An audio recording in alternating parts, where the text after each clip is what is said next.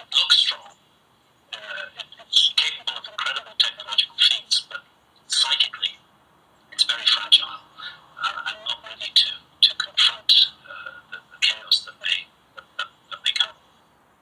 I've been looking forward to having a podcast with Graham Hancock for over a decade now, since I first became familiar with his work. And this podcast did not disappoint. We talked about everything I wanted to talk to Graham about, including some of the information that I received from Matthias DeStefano, which posits the actual mechanism behind some of these magnificent megaliths that he's been researching as an investigative journalist. So we go through that whole story and really share and converse with what I've received from Matthias and what he's discovered from being on the ground and all the research that he's put into it for his life's work in a big way, in addition to the great fiction works that we also discuss, and also the surprising blowback that he's received from mainstream culture, which is both surprising and not surprising given the current zeitgeist. We also talk about psychedelics and posit the potential reality of darker forces that exist that have been pointed to from the Gnostic traditions, which he's very familiar with. So this is a wide-ranging conversation that covers a variety of different topics, and I'm just thrilled to be able to share it with all of you. So please enjoy this podcast with Graham Hancock. Graham Hancock, this has been a while in the making. Such a pleasure to have you on the show. Nice to be with you, Aubrey. I wish I could be present with you in person, but this has just been a hectic trip across the US for me. I understand. Your show is such a hit. Congratulations. I mean, #1 show on Netflix. Thank you. Yeah.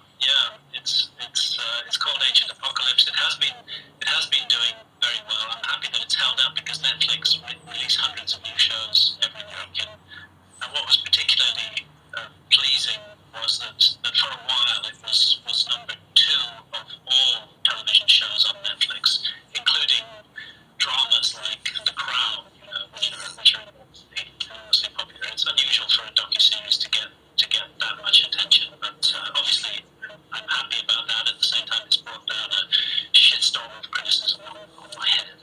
Yeah, it's simultaneously the vindication of people who are highly interested and really enjoying your work, and then the establishment that is obviously aroused into some rancor here. Indeed so. So if you could, our audience, is probably pretty familiar with your theory and your work. So just so people have a landscape quickly about what your primary thesis is in this ancient apocalypse. Also was the topic of Magicians of the Gods, which I remember reading when it came out. Outstanding, both of those bodies of work. But if you could just give a brief summary for those people who either want to be refreshed or aren't familiar with the thesis that you're talking about in these works.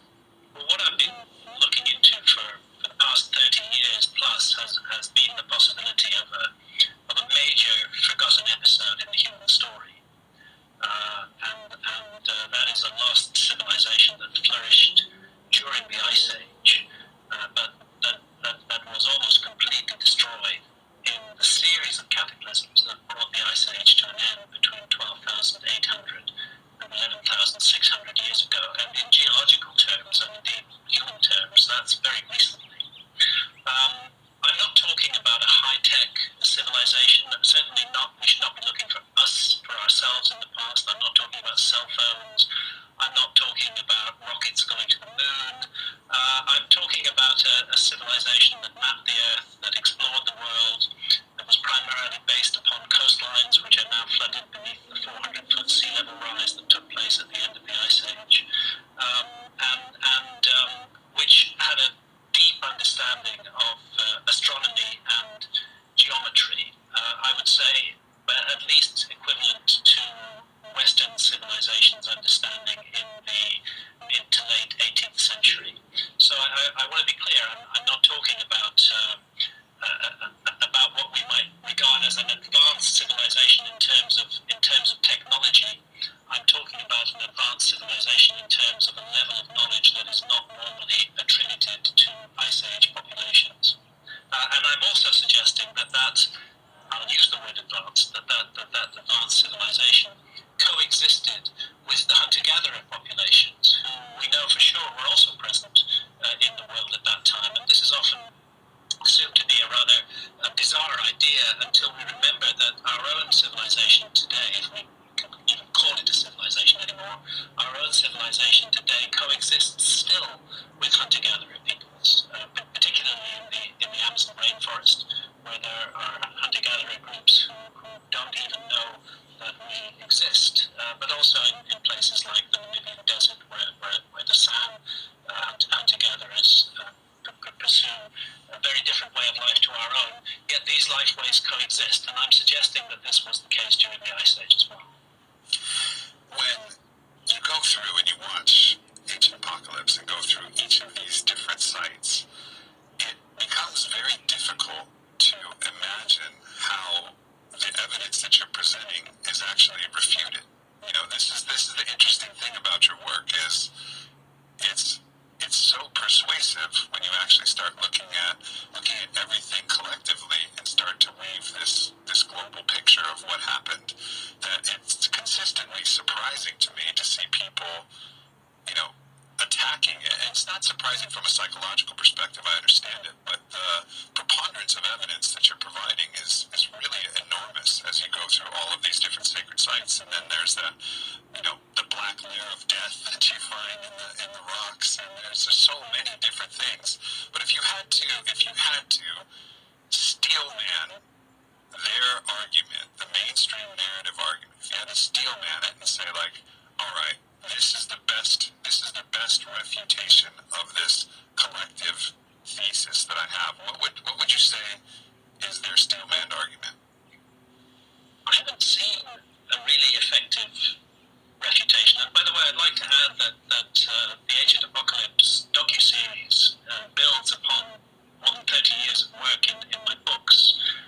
Inevitably, when you're making a docuseries where episodes are half an hour long, even in 8 episodes, it's not possible to represent the entire body of evidence upon which I rely. But it's interesting that the reactions to it by the mainstream have not, by and large, got to grips with what I'm proposing, but have simply been a deluge of insults and ad hominem attacks, particularly accusing me of promoting racism and white supremacy. Although race is not mentioned ever in Ancient Apocalypse, that is the most common attack that is made on my work, and I find that personally hurtful, since I'm married to a woman of color, and since I have 7 mixed race grandchildren, who will be exposed to these kind of lies that are being spread about me in order to cancel me, in order to get people to just turn off and not even give my work a chance. And I think that shows a kind of desperation and also lack of moral rigor on the part of those who wish to see my work shut down. This seems to be symptomatic of something that's in society right now, where actual discourse between opposing sides has been completely forgotten. This is old idea of the Marquis de Queensberry of debate, right? Like where we had some there's none of that anymore. It's just whatever the lowest blow, whatever the most hurtful thing that one side can say without even addressing the issue. It seems like we've been in this race to the bottom. And it's actually, archaeology is typically a cool corner of the science debate and of popular culture. But even in this, it seems like you challenge empire or the narrative, you challenge the mainstream anywhere, and they take it as a threat everywhere. It seems is what we're experiencing. That's right. And although in some ways you're right to say that archaeology is a cool corner of this, and there's not been too much heated debate, it's important to remember that archaeology claims to hold the keys to the human past, and it claims to hold sole ownership of the human past. I think this is part of the reason why the reaction to my work has been so intense, because I'm not an archaeologist. I've never claimed to be an archaeologist. I'm a journalist with an interest in investigating subjects that some people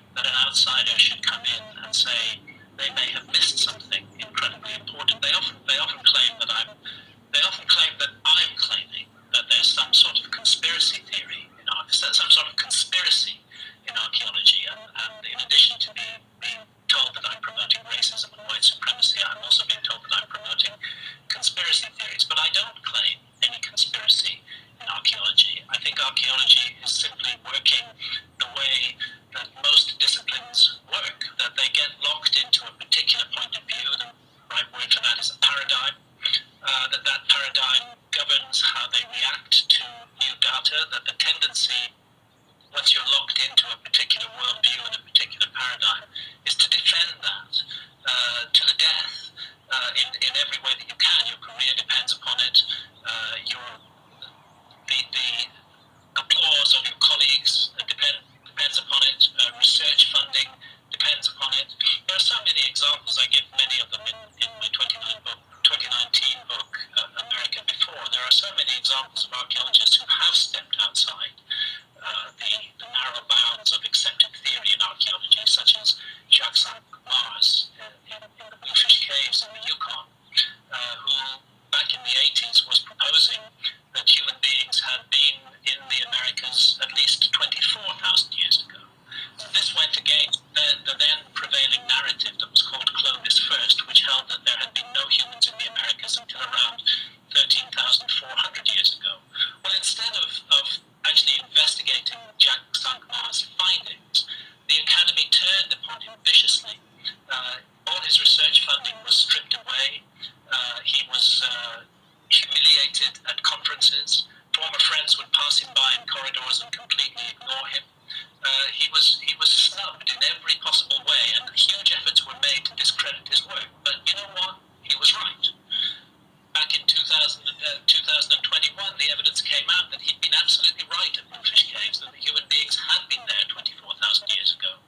And now, of course, we know that the whole Clovis First narrative is bust and complete nonsense, that human beings have been in America even longer than 24,000 years ago. I cite evidence in that 2019 book, America Before, of humans being in the Americas 130,000 years ago, 10 times as long as the so-called Clovis culture. And that evidence doesn't come actually from outside archaeology. It comes from a leading group of archaeologists at the University of San Diego, and it's on display in the San Diego Natural History Museum.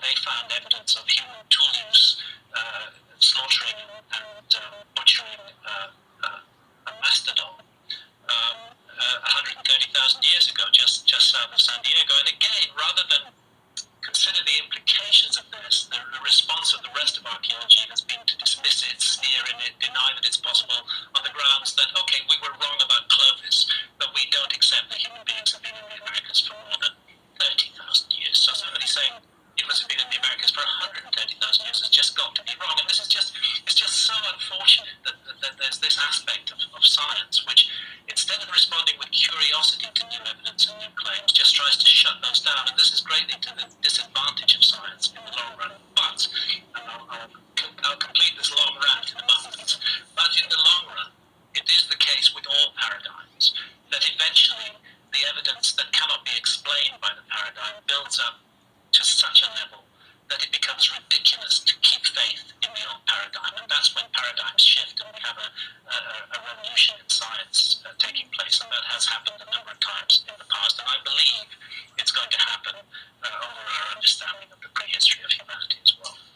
Yeah, it kind of evokes the image of tectonic plates that are kind of stuck and they want to move, but they're kind of frozen, and the paradigm's frozen, and then they finally move, and there's a big earthquake, and it frees it up, and everything shakes, and a lot of things topple, and then everything settles on the backside of it. Then a new paradigm forms, and that becomes the conventional wisdom, the accepted knowledge for a period of time, and then very often eventually that new paradigm will also be overthrown by it. I just have a feeling, though, that if someone comes to overthrow your paradigm with new evidence and you're a great-grandfather out there somewhere, you won't look at them the same way that the narrative currently is looking at you. I think there's a flexibility of mind that we really need to evolve as a species, because what you're talking about has been seen in every different field of science. I mean, take the example of Ignace Semmelweis, right, who worked in OBGYN and noticed that hand washing had a significant impact on the survivability of mothers and children in this process. And then he was literally thrown in an insane asylum and beaten to death, dying of sepsis, probably from the wounds that weren't clean from dirty hands, right? Like, the irony of this, and then given the Nobel Prize, posthumously for his work, but there's so many examples of that, where someone comes up with a theory, and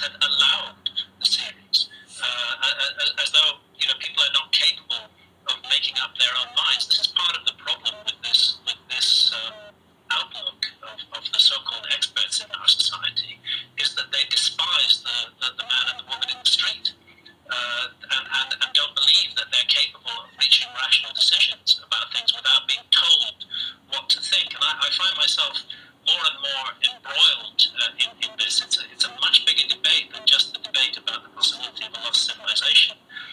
It's a debate about free thinking and free speech in our society today. Mm-hmm. Yeah, absolutely. It almost seems like there's this energy that you could almost, if you wanted to take some of the mythological minds of our past, you could deify it, and it would be this kind of stuck, judgmental, kind of demonic entity. And I'm not suggesting that this exists actually, but there's this energy that people are participating in that is actually an energy that needs to deeply evolve, and really it has to evolve in all of our minds as we participate in that energy ourselves to whatever small degree that we do. And it seems like if we don't, society's going to really suffer. Absolutely. I think we are at one of those turning points in the human story right now.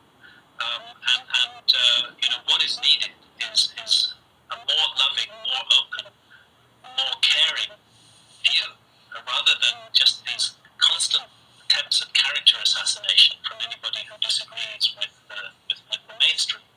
And look where the so-called experts have got us over the years. Whether they're experts in science, whether they're our so-called political leaders who are just a bunch of absolute arseholes, not qualified to lead anything but stirring up hatred and fear and suspicion in our society. We need to move on from this tribal mindset. There may have been a time when a tribal mindset was a good thing to have, but in this interconnected world that we live in today, it's leading to real horrors taking place. I think we need to. I want to make clear that I'm completely against government, and especially I just don't see the point of government at all. So many of the problems in our world are caused by very bad leadership, and I'm especially against the notion of a one world government. I detest and hate that idea. I want to see as little government as possible, and if I were to characterize myself as anything, I would say I'm an anarchist, which literally means without government. But what is needed is rather than having this tribal and nationalistic mindset, let's recognize the beauty and the diversity of human culture. Let's recognize that this diversity is a wonderful thing, that it adds to the depth and value of the human experience. But let's not go on defining our tribe as the best and every other tribe as the worst. Let's not set ourselves up against one another in this way. It's been my privilege to travel the world extensively for almost all my adult life, and to live in a number of different countries and to get deeply acquainted with a number of different cultures. And what I've found, it should be a commonplace, that people are absolutely the same all over the world. Skin color is completely unimportant. Even gender is unimportant. People are fundamentally the same. We have the same hopes, the same dreams. We all love our kids in the same way. We all want to make something of our lives. It doesn't matter, whether you're a hunter-gatherer in Namibia or a banker in New York. Fundamentals are all the same. And I think it's time that we stopped using tribal mentalities and recognize that we're all part of one great human family. Rather than patriotism, we should have loyalty to the whole human race. And I repeat, that does not mean a one-world government. That means much less government and human beings relating to each other rather than allowing governments and leaders to stir up hatred and fear and suspicion amongst us. It seems that people who might be skeptical of the human goodness and how and whether we have the consciousness to actually live peacefully amongst ourselves without government, we may be underestimating the impact that the structures of empire that government is actually having on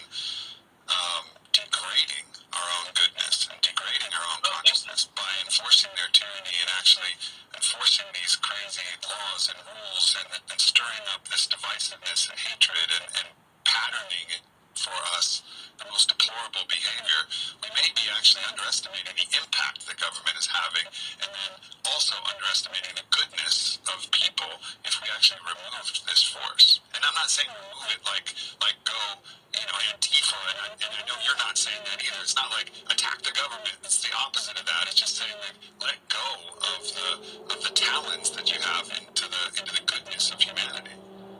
Yeah, and of course it's in the interests of all governing powers to persuade us, the people, that we can't function without them. And they very cleverly use our money in PR campaigns in order to explain, to persuade us of that. And I've found that many people take for granted that the human race couldn't function without governments. But that, in my view, is simply not true. We are being told a story here, and far from keeping the peace, I see governments as generating war, because that's in their interests. If they make us hate our neighbors, if they make us hate other cultures and fear other cultures, then that strengthens their hand. So I'm gonna tell you a wild story, and if people accuse you of wild stories, then they're gonna accuse me of even wilder stories. So maybe I can take a few arrows here for you and take a little pressure off of people slinging rocks at you. So I've become quite close friends with a gentleman named Matthias DeStefano, and he remembers many of his past lives. The most notable of which was he was a mother in a civilization he calls Kem, which was in the Nile Basin, and he For Egypt. yeah, and he was there roughly, at the end of the final spasms of the Ice Age, 9600 BC. He was there right as civilization started to repopulate after the floods and after the cataclysms. And so he wasn't there in Atlantis, but his descendants were Atlantean. So an Atlantis to him there was one central Atlantis, but there was many actual outposts in different cities, all in water regions, right? They were a seafaring culture, and they were in a variety of different places. And then, as the theory really, everything that he remembers, all the stories that he was told, and they would write maps of the stars and do so many things that actually corresponded with everything you were saying. But as you were saying, the meteors came and they started striking the Earth in many different places, and the water started to rise. There was some immediate destruction, but most of the Atlantean culture was able to spread and disperse. So it wasn't like, I think we see images on movies and TV where Atlantis was just destroyed in a minute. Actually, a lot of them, thousands, tens of thousands, were able to get onto boats and travel to different sites around the world, and higher ground sites. And he describes the civilizations as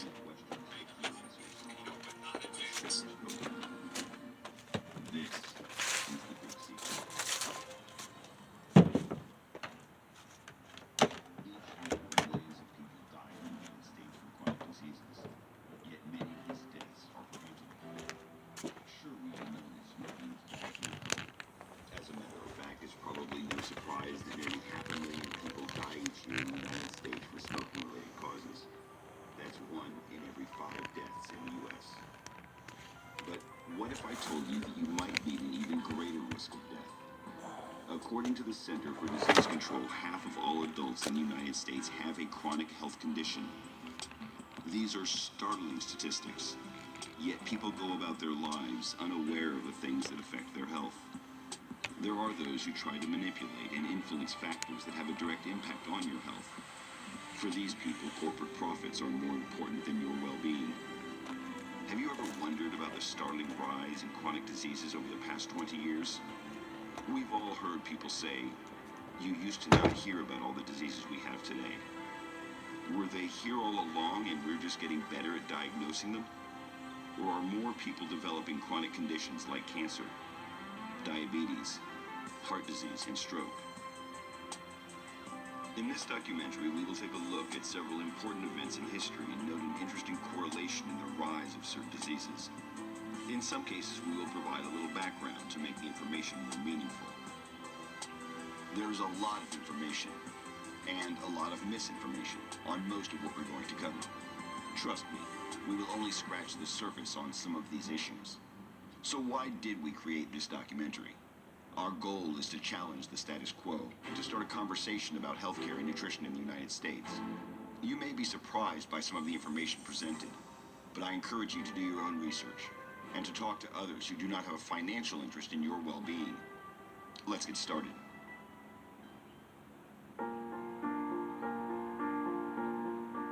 Man, how do I take a positive spin on the fact that we're being murdered? I know this is depressing, but it's also very important. I know, and it is. It's really depressing, but people need to know that stuff. You know, I grew up, I was never interested in nutrition. I didn't know anything about it. You know, I ate McDonald's all the time and microwave meals, and I mean, I had no idea. You know, I didn't care at all about nutrition. And I was in college. I was probably sitting there drinking a Coke and eating Cheez-Its, and I was taking a cell biology class. And so we're like learning about the cell and DNA replication, and I mean, it's just like fascinating.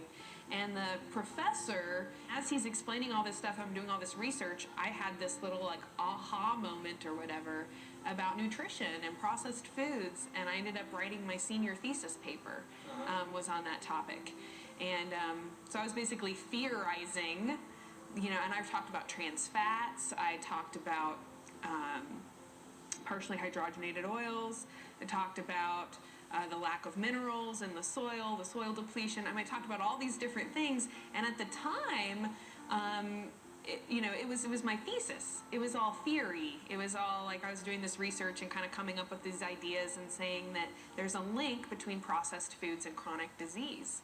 And it was just really neat after I graduated seeing all of these things that I talked about in that paper start coming into the mainstream.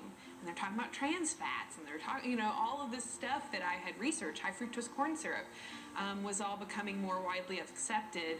And now, you know, 10 years later, there's people all over the United States and really all over the world, like you said, all kind of saying the same things. Even though we've never talked to each other, but we're all just kind of coming to the same conclusions.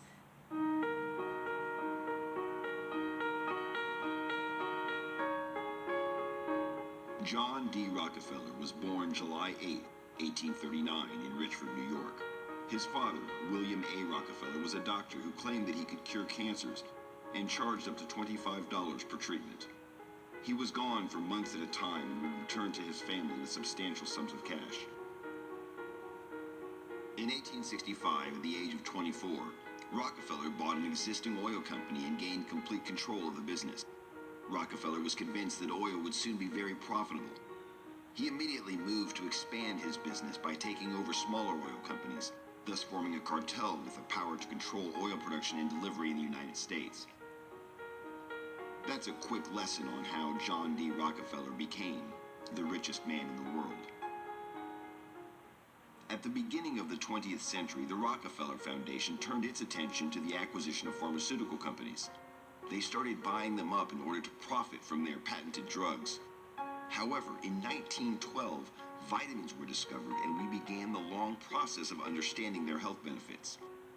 Keep in mind that by today's standards, the practice of modern medicine was in its infancy. These pharmaceutical companies had developed and patented drugs to treat a variety of common ailments. According to the National Center for Biotechnology Information, doctors soon recognized scurvy, beriberi, rickets, and other conditions as specific vitamin deficiencies rather than diseases. Unfortunately for pharmaceutical companies, vitamins cannot be patented. Now, the pharmaceutical cartels were faced with a dilemma. How do you promote the sale of extremely profitable patented drugs over natural remedies like vitamins? The answer? You find a way to control doctors and influence what they prescribe. You might think that this sounds like some sort of science fiction movie, but that's exactly what happened in the United States.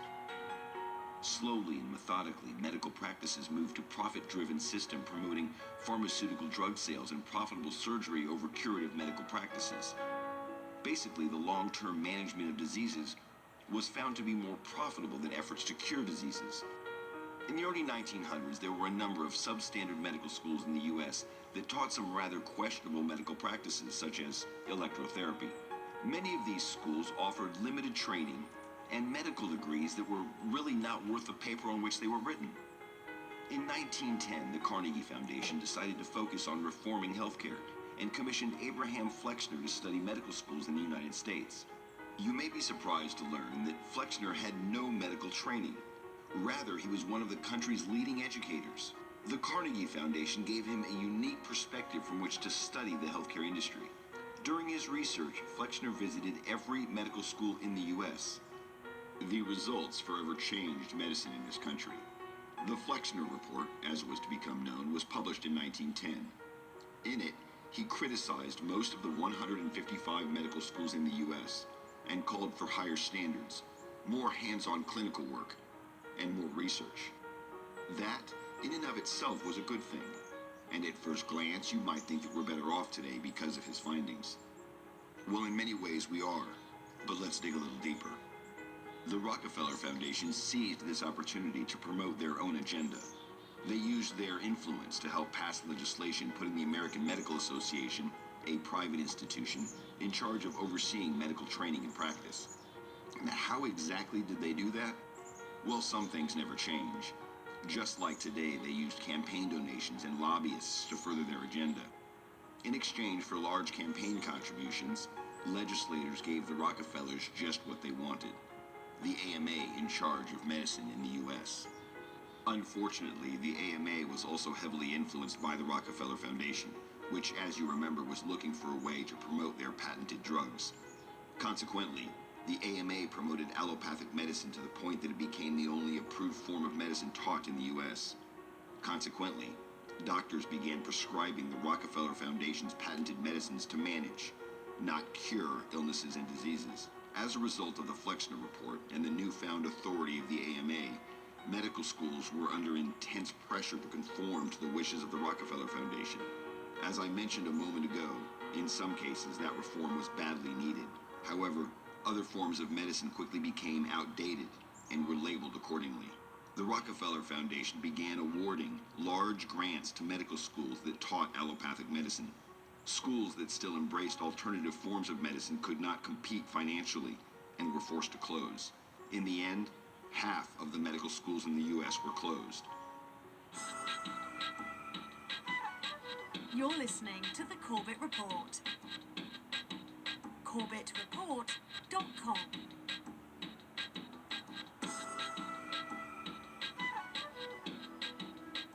Welcome to episode 286 of the Corbett Report podcast, Rockefeller Medicine.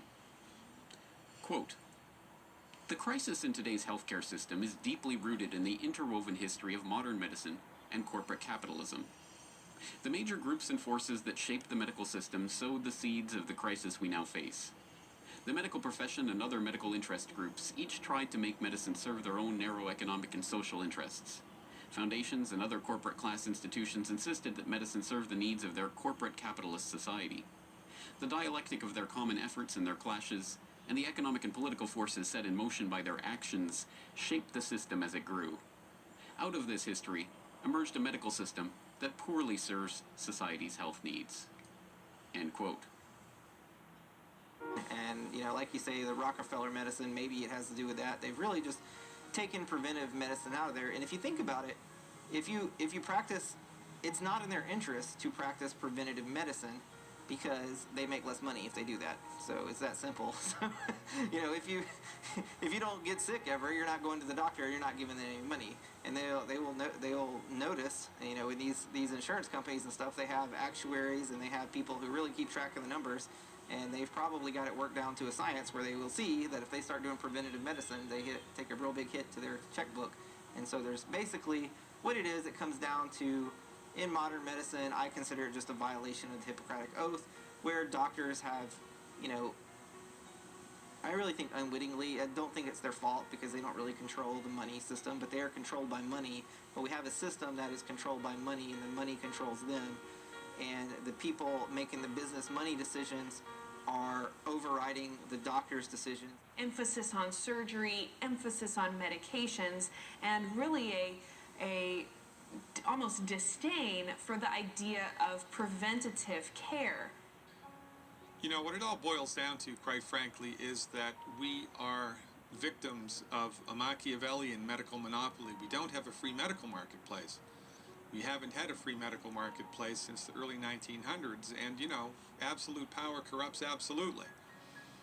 Quite frankly, if you're not angry, you're simply not paying attention, or you're not educated with the proper information, and that's really not your fault, because that's the result of a monopoly, right? Inside of a monopoly, you are spoon-fed what the powers that be want you to know, which is often very different than the actual truth of the matter. It's because we have a system of medicine that is fundamentally stupid. Consider how the system works. First, we do nothing to prevent disease. We wait for people to get sick. Once they are sick, instead of curing their disease, we suppress the symptoms by prescribing toxic chemicals and doing surgery. Then the toxicity of the chemicals makes the patient even sicker, creating entirely new diseases. And then finally, to hide the fact that the patient is now sicker than when they started, we don't call these new problems diseases, we call them side effects. If you've been listening to my lectures for last year, you know that my passion is our kids. And experts tell us that our children are going to be the first generation of Americans that do not live as long as their parents. This is a catastrophic prediction of biblical proportions. We're talking about the Great Flood. We're talking about all of Egypt's firstborn dying because Pharaoh refused to release the Hebrew slaves. Can you imagine everybody in this room burying their children? This tells us how terribly the medical profession has failed us.